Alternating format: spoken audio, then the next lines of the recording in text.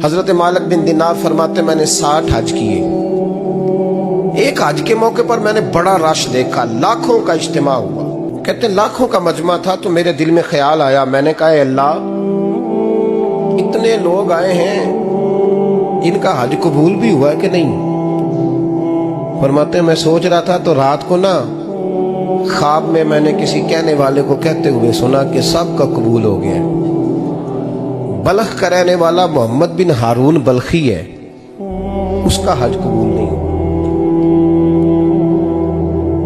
फरमाते शहरों के अलग-अलग खैमे लगते थे। अब भी आप हज करने जाएं तो पाकिस्तानियों की रिहाइशें अलग होती हैं, इंडियन की अलग, बांग्लादेश के अलग, मिस्री, यमनी, सब लोग अलग-अलग रिहाइशें होती हैं, झंडे लगे होते हैं मुल्कों के। कहते मैंने सवेरे उठ के ढूंढना शुरू कर दिया,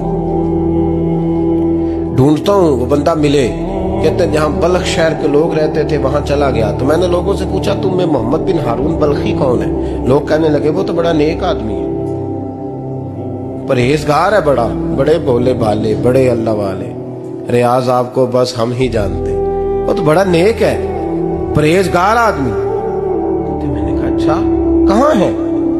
उन्होंने कहा पहाड़ के पीछे उसने खैमा लगाया हुआ है, सारी रात इबादत करता है, सारा दिन रोजा रखता है, कायमुल लैल है, साइमुद दहर है। क्या बात।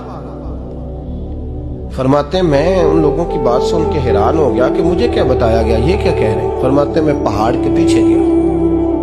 हज़रत मालिक बिन दिनार अलैहि रहमा फरमाते हैं जब मैं वहां पहुंचा तो मैंने उस शख्स को मुसल्ले पे बैठे देखा।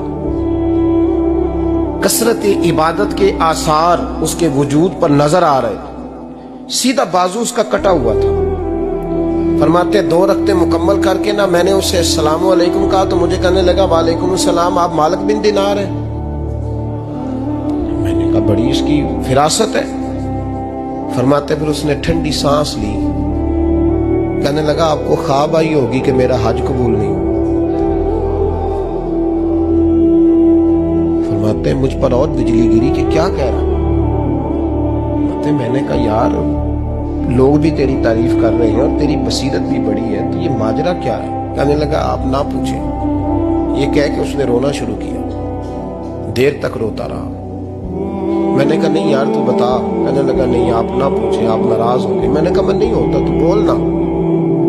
कहने लगा हुजूर 24 साल हो गए मुझे हज करते हुए, 24 साल, 24वां हज है मेरा, और हर साल कोई अल्लाह का वली आके बताता है कि जा चला जा तेरा कोई नहीं कबूल हुआ। बेपरवाही वेख सज्जन दी जिथे किसे दी पेश न जावे, उन्हें ताजा वाले दर दर रोले ते मंगतियां तख्त बिठावे। आजम किसे नु कारा मिलदा ही कोई काबे ओ खाली आवे। कहते हैं उसने मुझे कहा हुजूर 24वां हज है, हर साल कोई बताता है। मैंने कहा तेरी गलती। कहने लगा मैं अपनी माँ का नाफरमान। मैंने कहा वाकया क्या हुआ। कहने लगा हजरत अल्लाह ने मुझे दौलत दी, माल दिया, जमीनें दी तो मैं अय्याश हो गया। इमाम मालिक बिन दिनार रहमतुल्लाह अलैह फरमाते हैं मुझसे कहने लगा पैसे आए तो मैं अय्याश हो गया। रमजान का महीना था, असर के बाद मेरी अम्मा इफ्तारी की तैयारी कर रही थी, मैं गया, मैंने कहा शराब पी हुई, अम्मा रोटी दे। तो अम्मा कहने लगी शर्म कर, शर्म कर, रोजा रखा नहीं तो जिन्होंने रखा है उनका तो ख्याल कर। कहते अम्मा की बात का मुझे गुस्सा लगा। मैं कहा करता हूं बदनसीब है वो बेटा जिसका बाप उससे बात करते हुए डरता है कि पता नहीं कहां से बोलेगा। बदनसीब नहीं वो बेटा जिसकी माँ उससे बात करते हुए सहम जाती है कि पता नहीं कौन सी बोली बोलेगा। बदनसीब नहीं कि माँ बाप भी जिससे खोल के बात ना कर सके।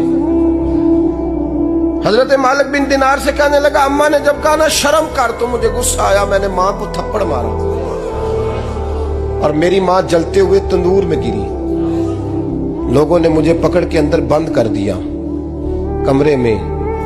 सारी रात मैं शोर सुनता रहा पर नशे में धुत रहा। सवेरे आंख खुली तो मेरी बीवी बैग बांध रही थी। मैंने कहा कहाँ जा रही हो। कहने लगी जो माँ का नहीं बना मेरा कैसे बनेगा।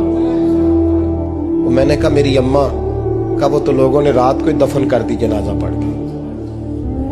तड़प के कहने लगा मुझे क्यों नहीं बताया। तो कहते हैं लोग कहने लगे तेरी मरती हुई माँ कह गई थी इसे मेरा मुंह ना देखने देना। मेरे जनाजे के करीब ना आए। हजरत मालिक बिन दिनार फरमाते हैं जब उसने ये बात सुनाई तो मैंने भी उसके मुंह पे थप्पड़ मारा। मैंने कहा तो इसी काबिल है।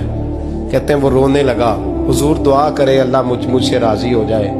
कहने लगा जब माँ की इंतकाल की खबर मिली तो मैंने कुल्हाड़ी लेके वो हाथ काट दिया जिससे माँ को मारा था। मैंने सारी जायदादें खिरात कर दी। 24 साल हो गए, 24 साल। सारी रात नमाज पढ़ता हूँ, रोजा रखता हूँ, हज करता हूँ, पर हर साल कोई आके कहता है जा दौड़ जा, तेरा कोई नहीं कबूल हुआ। हुजूर दुआ करे मालिक राजी हो जाए। फरमाते मैं थप्पड़ मार के आ गया। मैंने कहा तुझसे राजी हो जाए इतने जालिम से? इमाम मालिक फरमाते रात को आके सोया तो मुझे ख्वाब में रसूल पाक का दीदार हुआ। तो नबी पाक अलैहिस्सलाम ने फरमाया मालिक तू उसे मायूस क्यों कर आया है? अल्लाह तो बड़ा मेहरबान है। कहा हुजूर माँ के नाफरमान को माफी कैसे मिलेगी? तो इमाम मालिक फरमाने लगे नबी करीम ने फरमाया जा उसे जाके बता दे तुझे कयामत में तेरी माँ की वजह से बख्श दिया जाएगा। कहा हुजूर अम्मा की वजह से किस तरह? तो महबूब फरमाने लगे इसकी माँ कयामत में इसके खिलाफ मुकदमा दायर करेगी रब करीम की अदालत में। ए अल्लाह मैंने 9 माह पेट में रखा, दर्द सह के इसे जना, जिगर का खून पिला के पाला और इसी ने मुझे कत्ल किया। रब करीम इसकी माँ का मुकदमा सुन के कहेगा उठाओ इसको दोज़ख में फेंको, इसने माँ जलाई थी इसे भी जलाओ। महबूब फरमाने लगे जब पकड़ करके मालिक उसको मोहम्मद बिन हारून को लोग ले जाएंगे ना जहन्नम की तरफ,